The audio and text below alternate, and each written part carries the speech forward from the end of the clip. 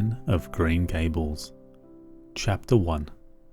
Mrs. Rachel Lynde is surprised.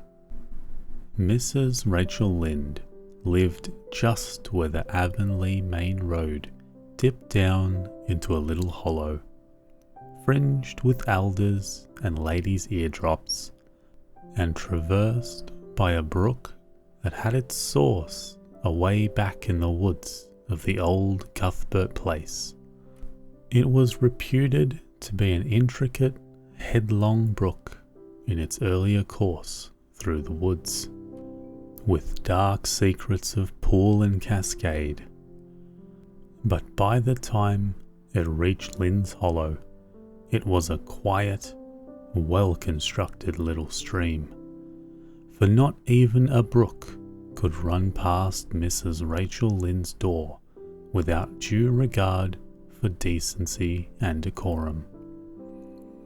It probably was conscious that Mrs. Rachel was sitting at her window, keeping a sharp eye on everything that passed, from brooks and children up, and that if she noticed anything odd or out of place, she would never rest until she had ferreted out the whys and wherefores thereof. There are plenty of people in Avonlea and out of it who can attend closely to their neighbour's business by dint of neglecting their own.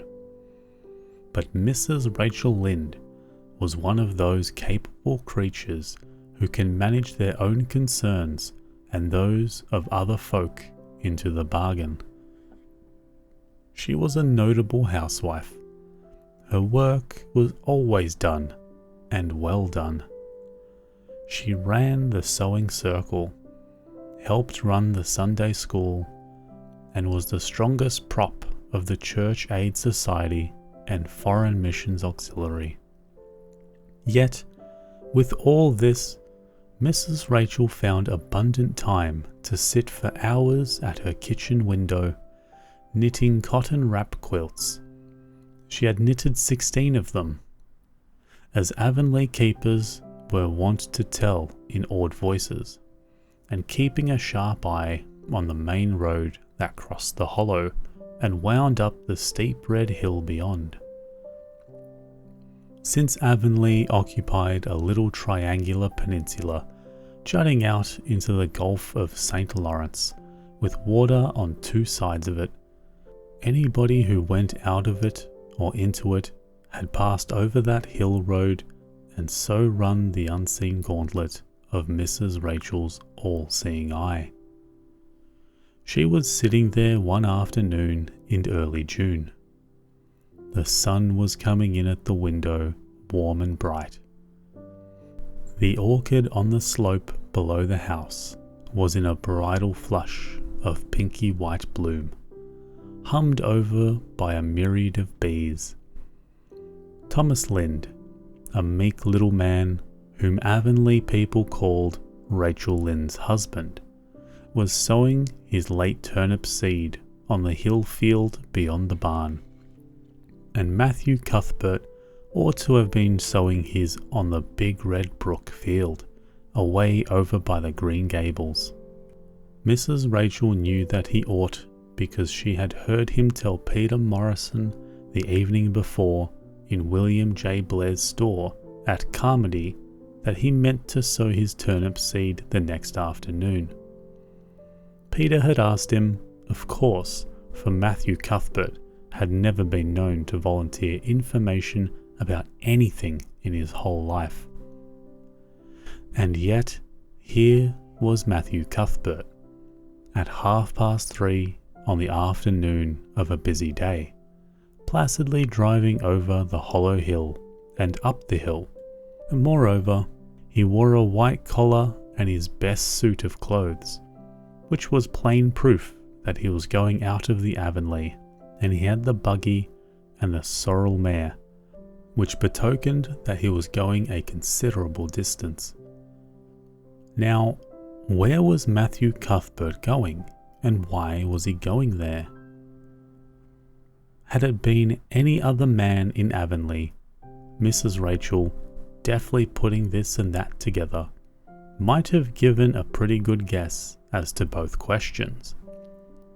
But Matthew so rarely went from home that it must have been something pressing and unusual which was taking him. He was the shyest man alive and hated to have to go among strangers or to any place where he might have to talk. Matthew, dressed up in a white collar and driving in a buggy, was something that didn't happen often. Mrs. Rachel, ponder as she might, could make nothing of it, and her afternoon's enjoyment was spoiled. "I'll just step over to Green Gables after tea and find out from Marilla where he's gone and why," the worthy woman finally concluded. "He doesn't generally go to town this time of year, and he never visits. If he'd run out of turnip seed, he wouldn't dress up and take the buggy to go for more. He wasn't driving fast enough to be going for a doctor. Yet something must have happened since last night to start him off. I'm clean puzzled, that's what, and I won't know a minute's peace of mind or conscience until I know what has taken Matthew Cuthbert out of Avonlea today." Accordingly, after tea, Mrs. Rachel set out. She had not far to go. The big, rambling, orchard-embowered house where the Cuthberts lived was a scant quarter of a mile up the road from Lynn's Hollow. To be sure, the long lane made it a good deal further. Matthew Cuthbert's father, as shy and silent as his son after him, had got as far away as he possibly could from his fellow men, without actually retreating into the woods where he founded his homestead. Green Gables was built at the furthest edge of his cleared land, and there it was to this day, barely visible from the main road, along which all other Avonlea houses were so sociably situated. Mrs. Rachel Lynde did not call living in such a place living at all. "It's just staying, that's what," she said as she stepped along the deep-rutted, grassy lane bordered with wild rose bushes. "It's no wonder Matthew and Marilla are both a little odd, living away back here by themselves. Trees aren't much company, though dear knows if they were, there'd be enough of them. I'd rather look at people. To be sure, they seem contented enough, but then I suppose they're used to it. A body can get used to anything, even to being hanged, as the Irishman said." With this, Mrs. Rachel stepped out into the lane of the backyard of Green Gables. Very green and neat and precise was the yard, set about on one side with great patriarchal willows and the other with prim Lombardies. Not a stray stick nor stone was to be found, for Mrs. Rachel would have seen it if there had been. Privately, she was of the opinion that Marilla Cuthbert swept that yard over as often as she swept her house. One could have eaten a meal off the ground without overbrimming the proverbial peck of dirt. Mrs. Rachel rapped smartly at the kitchen door and stepped in when bidden to do so. The kitchen at Green Gables was a cheerful apartment, or would have been cheerful if it had not been so painfully clean as to give it something of the appearance of an unused parlour. Its windows looked east and west. Through the west one, looking out on the backyard, came a flood of mellow June sunlight, but the east one, whence you got a glimpse of the bloom-white cherry trees in the left orchard and nodding, slender birches down in the hollow by the brook, was greened over by a tangle of vines. Here sat Marilla Cuthbert, when she sat at all, always slightly distrustful of sunshine, which seemed to her too dancing and irresponsible a thing for a world which was meant to be taken seriously. And here she sat now, knitting. At the table behind her was laid for supper. Mrs. Rachel, before she had fairly closed the door, had taken a mental note of everything that was on the table. There were 3 plates laid, so that Marilla must be expecting someone home with Matthew to tea. But the dishes were everyday dishes, and there was only crab apple preserves and one kind of cake, so that the expected company could not be any particular company. Yet, what of Matthew's white collar and the sorrel mare? Mrs. Rachel was getting fairly dizzy with this unusual mystery about quiet, unmysterious Green Gables. "Good evening, Rachel," Marilla said briskly. "This is a real fine evening, isn't it? Won't you sit down? How are your folks?" Something that, for lack of any other name, might be called friendship existed and always had existed between Marilla Cuthbert and Mrs. Rachel, in spite of, or perhaps because of, their dissimilarity. Marilla was a tall, thin woman, with angles and without curves. Her dark hair showed some grey streaks, and was always twisted up in a hard little knot, behind with 2 wire hairpins stuck aggressively through it. She looked like a woman of narrow experience and rigid conscience, which she was. But there was a saving something about her mouth which, if it had been ever so slightly developed, might have been considered indicative of a sense of humour. "We're all pretty well," said Mrs. Rachel. "I was kind of afraid you weren't, though, when I saw Matthew starting off today. I thought maybe he was going to the doctor's." Marilla's lips twitched understandingly. She had expected Mrs. Rachel up. She had known that the sight of Matthew jaunting off so unaccountably would be too much for her neighbour's curiosity. "Oh no, I'm quite well, although I've had a bad headache yesterday," she said. "Matthew went to Bright River. We're getting a little boy from an orphan asylum in Nova Scotia, and he's coming on the train tonight." If Marilla had said that Matthew had gone to Bright River to meet a kangaroo from Australia, Mrs. Rachel could not have been more astonished. She was actually stricken dumb for 5 seconds. It was unsupposable that Marilla was making fun of her, but Rachel was almost forced to suppose it. "Are you in earnest, Marilla?" she demanded when her voice returned to her. "Yes, of course," said Marilla, as if getting boys from orphan asylums in Nova Scotia were part of the usual spring work on any well-regulated Avonlea farm, instead of being an unheard-of innovation. Mrs. Rachel felt that she had received a severe mental jolt. She thought in exclamation points. A boy!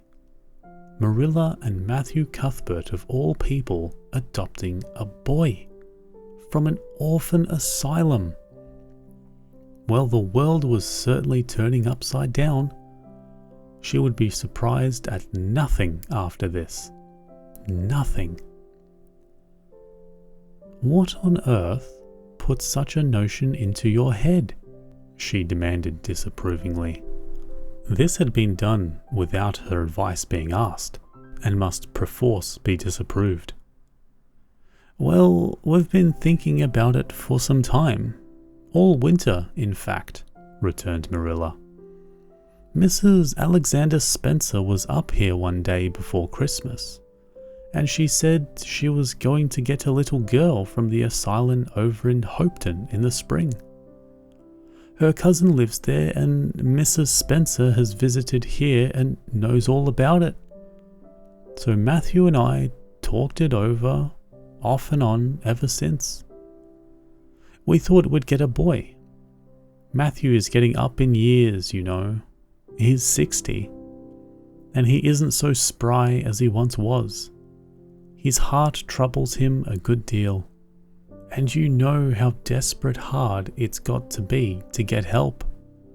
There's never anybody to be had but those stupid, half-grown little French boys. And as soon as you do get one broke into your ways and taught something, he is up and off to the lobster canneries or the States. At first, Matthew suggested getting a homeboy, but I said no, flat to that. They may be all right, I'm not saying they're not, but no London street Arabs for me, I said. Give me a native born at least. There'll be a risk no matter who we get, but I'll feel easier in my mind and sleep sounder nights if we get a born Canadian.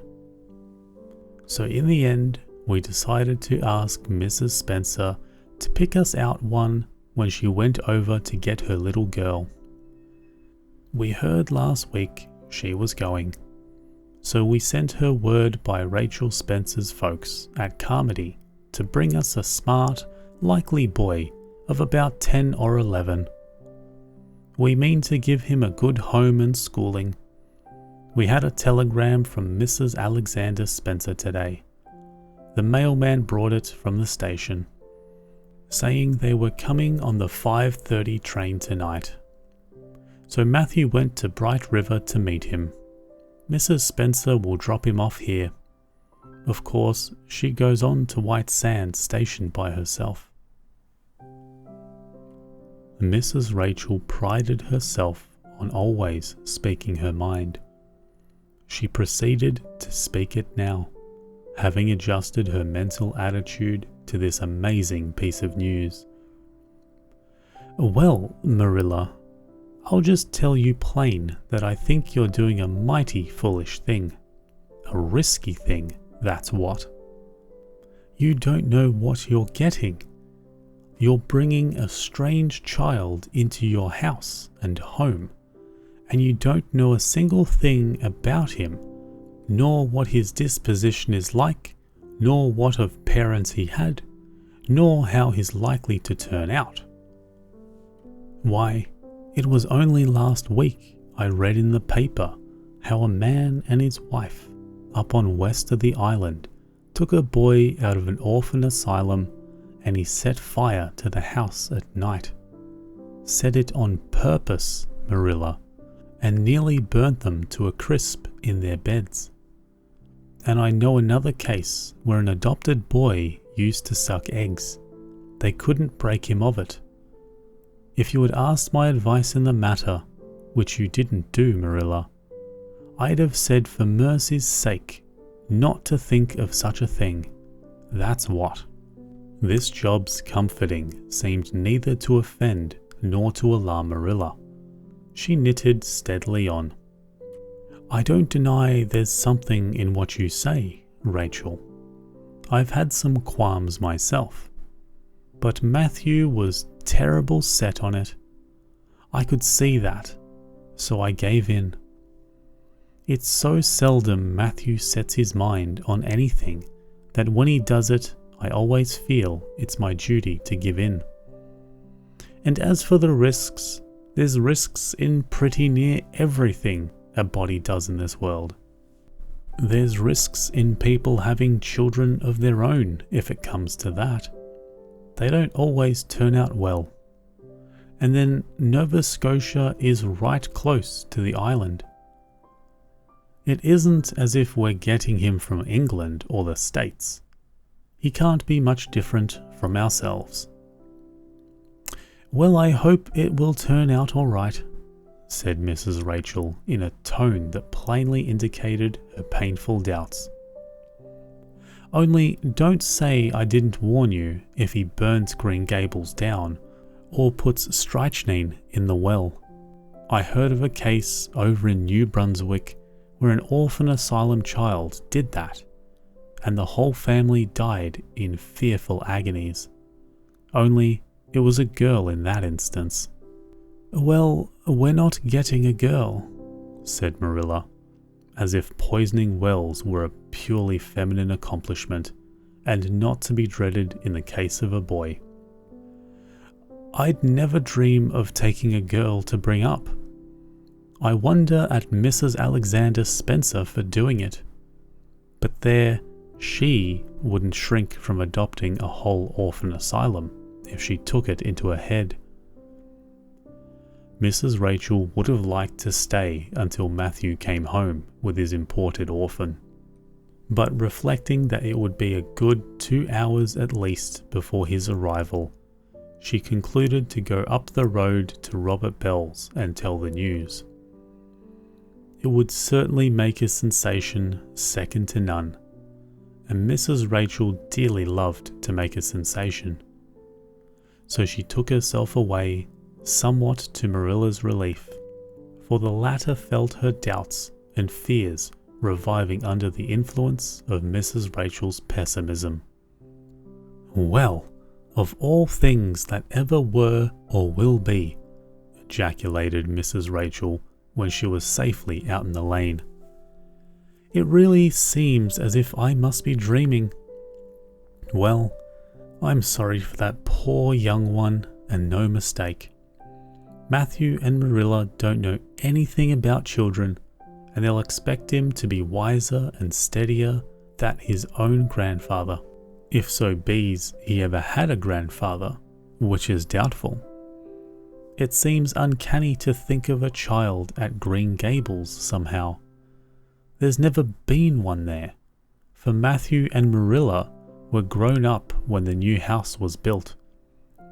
If they ever were children, which is hard to believe when one looks at them. I wouldn't be in that orphan's shoes for anything. But I pity him, that's what." So said Mrs. Rachel to the wild rose bushes out of the fullness of her heart. But if she could have seen the child who was waiting patiently at the Bright River station at that very moment, her pity would have been still deeper and more profound. Chapter 2. Matthew Cuthbert is surprised. Matthew Cuthbert and the sorrel mare jogged comfortably over the 8 miles to Bright River.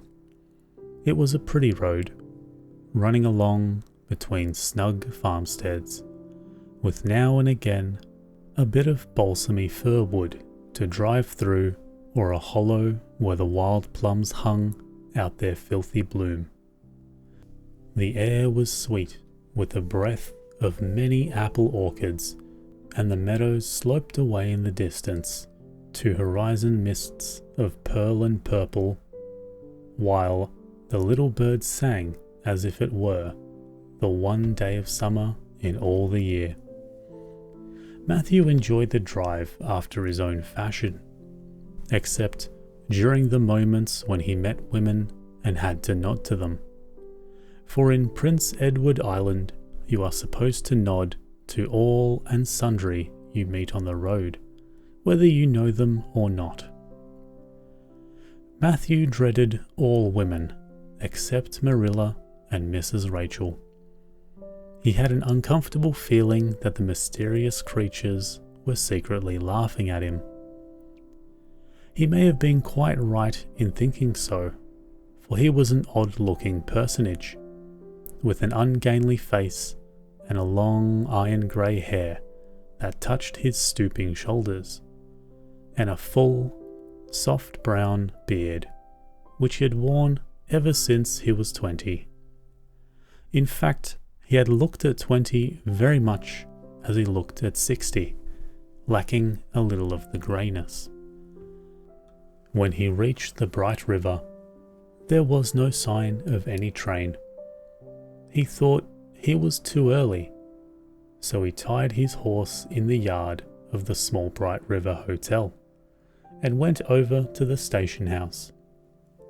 The long platform was almost deserted, the only living creature in sight being a girl who was sitting on a pile of shingles at the extreme end. Matthew, barely noting that it was a girl, sidled past her as quickly as possible without looking at her. Had he looked, he could hardly have failed to notice the tense rigidity and expectation of her attitude and expression.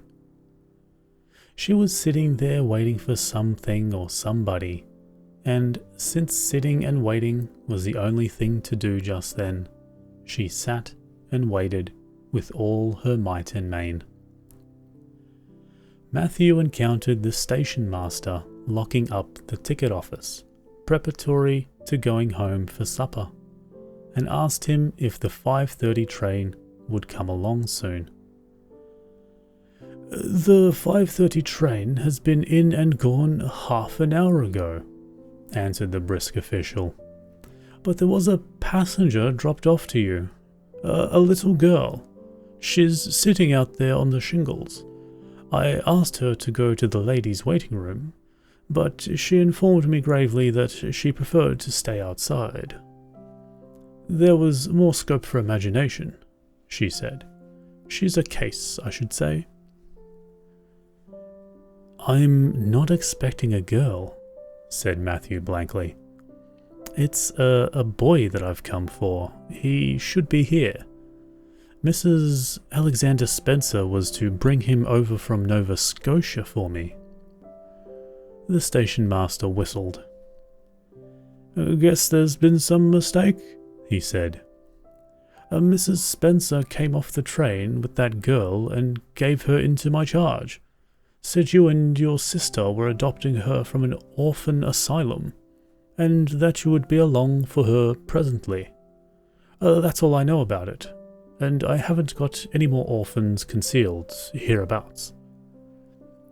"I don't understand," said Matthew helplessly, wishing that Marilla was at hand to cope with the situation. "Well, you'd better question the girl," said the station master carelessly. "I dare say she'll be able to explain. She's got a tongue of her own, that's certain. Maybe there were out of boys of the brand you wanted." He walked jauntily away, being hungry, and the unfortunate Matthew was left to do that which was harder for him than beating down a lion in its own den. Walk up to a girl, a strange girl, an orphan girl, and demand of her why she wasn't a boy. Matthew groaned in spirit as he turned about and shuffled gently down the platform towards her. She had been watching him ever since he had passed her, and she had her eyes on him now. Matthew was not looking at her and would not have seen what she was really like if he had been, but an ordinary observer would have seen this. A child of about 11, garbed in a very short, very tight, very ugly dress of yellowish grey wincey. She wore a faded brown sailor hat, and beneath the hat, extending down her back, were 2 braids of very thick, decidedly red hair. Her face was small, white, and thin, also much freckled. Her mouth was large, and so were her eyes, which looked green in some lights and moods and grey in others. So far, the ordinary observer, an extraordinary observer might have seen that the chin was very pointed and pronounced, that the big eyes were full of spirit and vivacity, that the mouth was sweet-lipped and expressive, that the forehead was broad and full. In short, our discerning extraordinary observer might have concluded that no commonplace soul inhabited the body of this stray woman child, of whom shy Matthew Cuthbert was so ludicrously afraid. Matthew, however, was spared the ordeal of speaking first, for as soon as she concluded that he was coming to her, she stood up, grasping with one thin brown hand the handle of a shabby, old-fashioned carpet bag. The other she held out to him. "I suppose you are Mr. Matthew Cuthbert of Green Gables," she said in a particularly clear, sweet voice. "I'm very glad to see you. I was beginning to be afraid you weren't coming for me, and I was imagining all the things that might have happened to prevent you. I had made up my mind that if you didn't come for me tonight, I'd go down the track to the big wild cherry tree at the bend and climb up it to stay all night. I wouldn't be a bit afraid. And it would be lovely to sleep in a wild cherry tree, all white with bloom in the moonshine. Don't you think? You could imagine you were dwelling in marble halls, couldn't you? And I was quite sure you would come for me in the morning, if you didn't tonight." Matthew had taken the scrawny little hand awkwardly in his, and then and there he decided what to do. He could not tell this child with the glowing eyes that there had been a mistake. He would take her home and let Marilla do that. She couldn't be left at Bright River anyhow, no matter what mistake had been made. So all questions and explanations might as well be deferred until he was safely back at Green Gable. "I'm sorry I was late," he said shyly. "Come along, the horse is over in the yard. Give me your bag." "Oh, I can carry it," the child responded cheerfully. "It isn't very heavy. I've got all my worldly goods in it, but it isn't heavy. And if it isn't carried in just a certain way, the handle pulls out. So I'd better keep it because I know the exact knack of it. It's an extremely old carpet bag. Oh, I'm very glad you've come, even if it would have been nice to sleep in the wild cherry tree. We've got to drive a long piece, haven't we? Mrs. Spencer said it was 8 miles. I'm glad, because I love driving. Oh, it seems so wonderful that I'm going to live with you and belong to you. I've never belonged to anybody. Not really. But the asylum was the worst. I've only been in it for 4 months, but that was enough. I don't suppose you were ever an orphan in an asylum, so you can't possibly understand what it's like. It's worse than anything you could imagine. Mrs. Spencer said it was wicked of me to talk like that, but I didn't mean to be wicked. It's so easy to be wicked without knowing, isn't it? They were good, you know, the asylum people. But there is so little scope for the imagination in an asylum. Only just in the other orphans. It was pretty interesting to imagine things about them. To imagine that perhaps the girl who sat next to you was really the daughter of a belted earl who had been stolen away from her parents in an infancy by a cruel nurse who died before she could confess. I used to lie awake at night and imagine things like that, because I didn't have time in the day. I guess that's why I'm so thin. I am dreadfully thin, ain't I? There isn't a pick on my bones. I do love to imagine I'm nice and plump, with dimples in my elbows. With this, Matthew's companion stopped talking, partly because she was out of breath, and partly because they had reached the buggy. Not another word did she say until they had left the village, and were driving down a steep little hill, the road of which had been cut so deeply into the soft soil that the banks, fringed with blooming wild cherry trees and slim white birches, were several feet above their heads. The child put out her hand and broke off a branch of wild plum that brushed against the side of the buggy. "Isn't that beautiful? What did that tree, leaning out from the bank, all white and lacy, make you think of?" she asked. "Well, now I don't know," said Matthew. "Why, a bride, of course. A bride all in white with lovely misty veil. I've never seen one, but I can imagine what she would look like. I don't ever expect to be a bride myself. I'm so homely, nobody will ever want to marry me, unless it might be a foreign missionary. I suppose a foreign missionary mightn't be very particular, but I do hope that someday I shall have a white dress. That is my highest ideal of earthly bliss. I just love pretty clothes, and I've never had a pretty dress in my life that I can remember. But of course, it's all the more to look forward to, isn't it? And then I can imagine that I'm dressed gorgeously. This morning when I left the asylum, I felt so ashamed because I had to wear this horrid old wincey dress. All the orphans had to wear them, you know. A merchant in Hopeton last winter donated 300 yards of wincey to the asylum.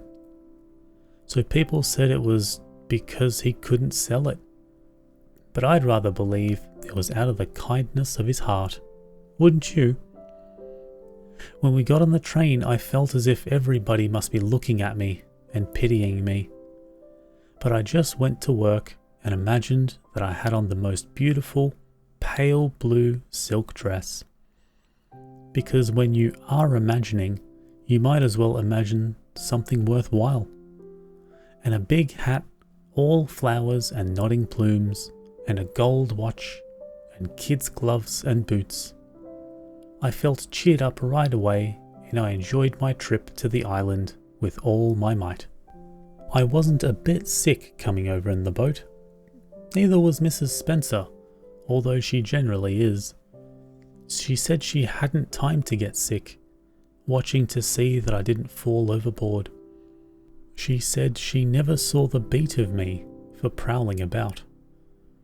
But if it kept her from being seasick, it's a mercy I did prowl, isn't it?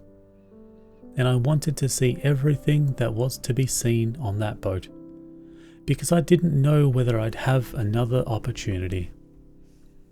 Oh, there are a lot more cherry trees all in bloom. This island is the bloomiest place.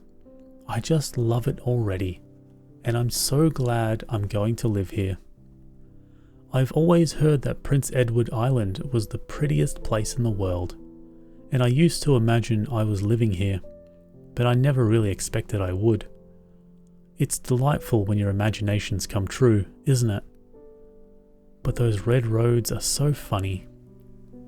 When we got into the train at Charlottetown and the red roads began to flash past, I asked Mrs. Spencer what made them red, and she said she didn't know, and for pity's sake not to ask her any more questions.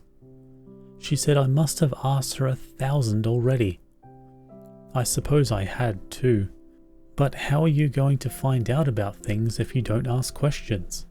And what does make the roads red? Well now, I don't know, said Matthew.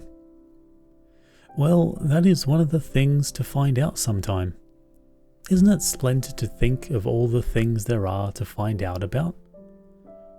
It just makes me feel glad to be alive. It's such an interesting world. It wouldn't be half so interesting if we know all about everything, would it? There'd be no scope for imagination then, would there? But am I talking too much? People are always telling me I do. Would you rather I didn't talk? If you say so, I'll stop. I can stop when I make up my mind to it, although it's difficult. Matthew, much to his own surprise, was enjoying himself. Like most quiet folk, he liked talkative people when they were willing to do the talking themselves, and did not expect him to keep up his end of it. But he had never expected to enjoy the society of a little girl. Women were bad enough in all conscience, but little girls were worse. He detested the way they had of sidling past him timidly, with sidewise glances, as if they expected him to gobble them up with a mouthful if they ventured to say a word. That was the Avonlea type of well-bred little girl. But this freckled witch was very different, and although he found it rather difficult for his slower intelligence to keep up with her mental brisk processes, he thought that he kind of liked the chatter. So he said as shyly as usual, "Oh, you can talk as much as you like, I don't mind." "Oh, I'm so glad. I know you and I are going to get along together fine. It's such a relief to talk when one wants to, and not to be told that children should be seen and not heard. I've had that said to me 1,000,000 times if I have once. And people laugh at me because I use big words. But if you have big ideas, you have to use big words and express them, haven't you?" "Well now, that seems reasonable," said Matthew. "Mrs. Spencer said that my tongue must be hung in the middle, but it isn't. It's firmly fastened at one end. Mrs. Spencer said your place was named Green Gables. I asked her all about it, and she said there were trees all around it. I was gladder than ever. I just love trees. And there weren't any at all about the asylum. Only a few poor weeny teeny things out in front with little whitewashed cagey things about them. They just looked like orphans themselves, those trees did. It used to make me want to cry to look at them. I used to say to them, 'Oh, you poor little things, if you were out in the great big woods with other trees all around you, and little mosses and June bells growing over your roots, and a brook not far away, and birds singing in your branches, you could grow, couldn't you? But you can't where you are. I know just exactly how you feel, little trees. I felt sorry to leave them behind this morning. You do get so attached to things like that, don't you? Is there a brook anywhere near Green Gables? I forgot to ask Mrs. Spencer that." "Well, now, yes, there's one right below the house." "Fancy, it's always been one of my dreams to live near a brook. I never expected I would, though. Dreams don't often come true, do they? Wouldn't it be nice if they did? But just now, I feel pretty nearly perfectly happy.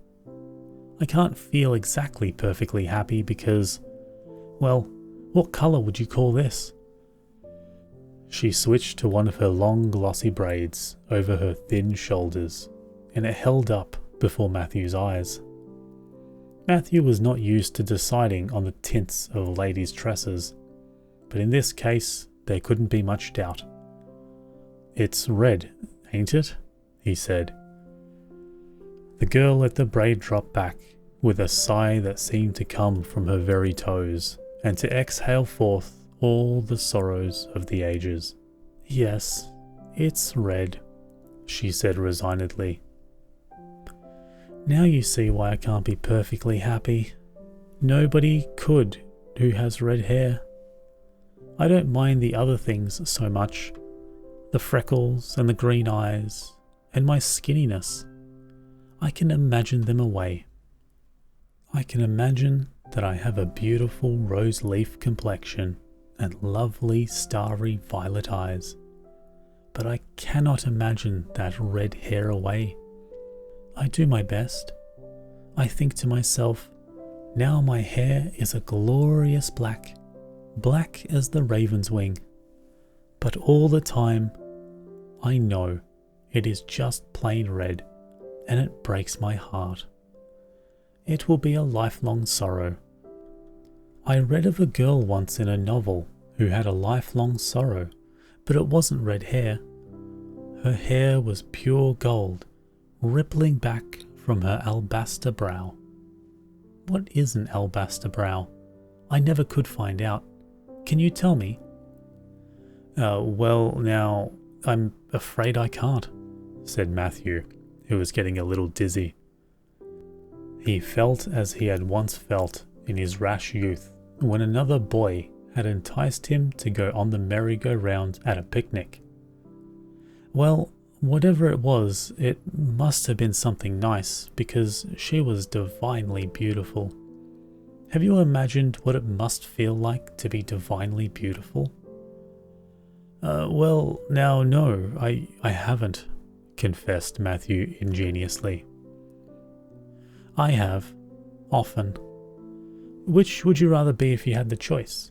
Divinely beautiful? Or dazzlingly clever? Or angelically good? Well, now, I don't know exactly. Neither do I. I can never decide. But it doesn't make much real difference, for it isn't likely that I'll ever be either.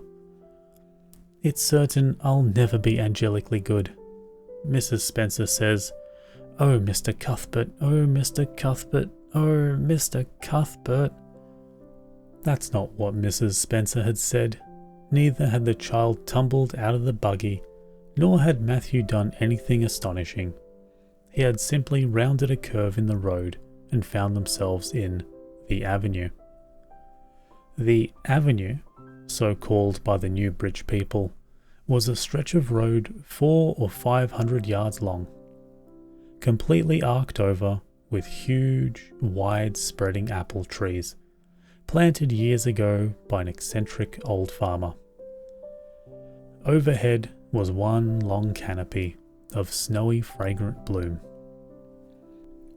Below the boughs, the air was full of a purple twilight, and far ahead a glimpse of painted sunset sky shone like a great rose window at the end of a cathedral aisle. Its beauty seemed to strike the child dumb. She leaned back in the buggy, her thin hands clasped before her, her face lifted rapturously to the white splendour above. Even when they had passed out and were driving down the long slope to Newbridge, she never moved or spoke. Still with a rapt face, she gazed afar into the sunset west, with the eyes that saw visions trooping splendidly across the glowing background. Through Newbridge, a bustling little village where dogs barked at them and small boys hooted and curious faces peered from the windows, they drove, still in silence. When 3 more miles had dropped away behind them, the child had not spoken. She could keep silence, it was evident, as energetically as she could talk. "I guess you're feeling pretty tired and hungry," Matthew ventured to say at last, accounting for a long visitation of dumbness, with the only reason he could think of. "But we haven't very far to go now, only another mile." She came out of her reverie with a deep sigh and looked at him with the dreamy gaze of a soul that had been wandering afar, star-led. "Oh, Mr. Cuthbert," she whispered, "that place we came through, that white place, what was it?" "Well, now you must mean the Avenue," said Matthew after a few moments' profound reflection. "It's a kind of pretty place." "Pretty? Oh, pretty doesn't seem the right word to use, nor beautiful either. They don't go far enough. Oh, it was wonderful, wonderful. It's the first thing I ever saw that couldn't be improved upon by my imagination. It just satisfies me here." She put one hand on her breast. It made a queer funny ache, and yet it was a pleasant ache. "Did you ever have an ache like that, Mr. Cuthbert. Well, now, I just can't recollect that I ever had. I've had it lots of time, whenever I see anything royally beautiful, but they shouldn't call that lovely place the Avenue. There's no meaning in a name like that. They should call it, let me see, the Way of Delight. Isn't that a nice imaginative name? When I don't like the name of a place or a person, I always imagine a new one and always think of them so. There was a little girl at the asylum whose name was Hepzibah Jenkins, but I always imagined her as Rosalia de Vere. Other people call that place the Avenue, but I shall always call it the White Way of Delight. Have we really another mile to go before we get home? I'm glad and I'm sorry. I'm sorry because this drive has been so pleasant, and I'm always sorry when pleasant things end. Something still pleasanter may come after, but you can never be sure. And it's so often the case that it isn't pleasanter. That has just been my experience anyhow. But I'm glad to think of getting home. You see, I never had a real home since I can remember. It gives me that pleasant ache again just to think of coming to a really, truly home. Oh, isn't that pretty? They had driven over the crest of a hill. Below them was a pond, looking almost like a river, so long and winding was it. A bridge spanned it midway, and from there to its lowest end, there was an amber-hued belt of sandhills shut it in from the dark blue gulf beyond.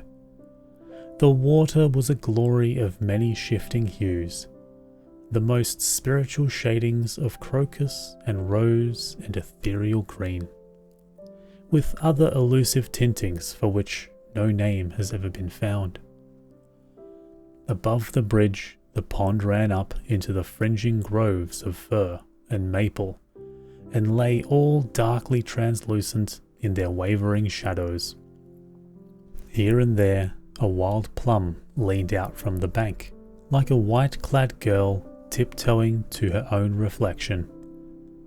From the marsh at the head of the pond came the clear, mournfully sweet chorus of the frogs. There was a little grey house peering around a white apple orchard on a slope beyond, and although it was not quite dark, the light was shining from one of its windows.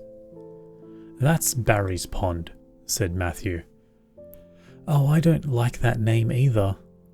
I shall call it, let me see, the Lake of Shining Waters. Yes, that is the right name for it. I know because of the thrill. When I hit on a name that suits exactly, it gives me a thrill. Do things ever give you a thrill?" Matthew ruminated. "Well now, yes. It always kind of gives me a thrill to see them ugly white grubs that spade up in the cucumber beds. I hate the look of them. Oh, I don't think that can be exactly the same kind of thrill. Do you think it can? There doesn't seem to be much connection between grubs and lakes of shining waters, does there? But why do other people call it Barry's Pond?" "I reckon because Mr. Barry lives up there in that house. Orchard Slope is the name of his place. If it wasn't for that big bush behind it, you could see Green Gables from here. But we have to go over the bridge and around by the road, so it's nearly half a mile further." "Has Mr. Barry any little girls? Well, not so very little either, about my size." "Oh, he's got one about 11. Her name is Diana." "Oh," she said with long indrawing of breath. "What a perfectly lovely name." "Well, now, I dunno. There's something dreadful heathenish about it, seems to me. I'd rather Jane or Mary or some sensible name like that. But when Diana was born, there was a schoolmaster boarding there, and they gave him the naming of her, and he called her Diana. I wish there'd been a schoolmaster like that around when I was born. Oh, here we are at the bridge. I'm going to shut my eyes tight. I'm always afraid going over bridges. I can't help imagining that perhaps just as we get to the middle, they'll crumple up like a jackknife and nip us. So I shut my eyes, but I always have to open them for all when I think when we're getting near the middle. Because, you see, if the bridge did crumple up, I'd want to see it crumple. What a jolly rumble it makes. I always like the rumble part of it. Isn't it splendid? There are so many things to like in this world. There, we're over. Now I'll look back. Good night, dear lake of shining waters. I always say good night to things I love, just as I would to people. I think they like it. That water looks as if it was smiling at me. When they had driven up the further hill and around the corner, Matthew said, "We're pretty near home now. That's Green Gables over." "Oh, don't tell me," she interrupted breathlessly, catching at his particularly raised arm and shutting her eyes as she might not see his gesture. "Let me guess. I'm sure I'll guess right." She opened her eyes and looked about her. They were on the crest of a hill. The sun had set some time since, but the landscape was still clear in the mellow afterlight. To the west, a dark church spire rose up against the marigold sky. Below was a little valley, and beyond a long, gently rising slope with snug farmsteads scattered along it. From one to another, the child's eyes darted, eager and wistful. At last they lingered on one away to the left, far back from the road, dimly white with blossoming trees in the twilight of the surrounding woods. Over it, the stainless southwest sky, a great crystal white star was shining like a lamp of guidance and promise. "That's it, isn't it?" she said, pointing. Matthew slapped the reins on the sorrel's back delightedly. "Well, now, you've guessed it, but I reckon Mrs. Spencer described it so you could tell." "No, she didn't. Really, she didn't. All she said might just as well have been about most of those other places. I hadn't any idea what it looked like, but just as soon as I saw it, I felt it was home. Oh, it seems as if I must be in a dream. Do you know, my arm must be black and blue from the elbow up, for I've pinched myself so many times today. Every little while, a horrible, sickening feeling would come over me, and I'd be so afraid it was all a dream. Then I'd pinch myself to see if it was real, until suddenly I remembered that even supposing it was only a dream, I'd better go on dreaming as long as I could, so I stopped pinching. But it is real, and we're nearly home."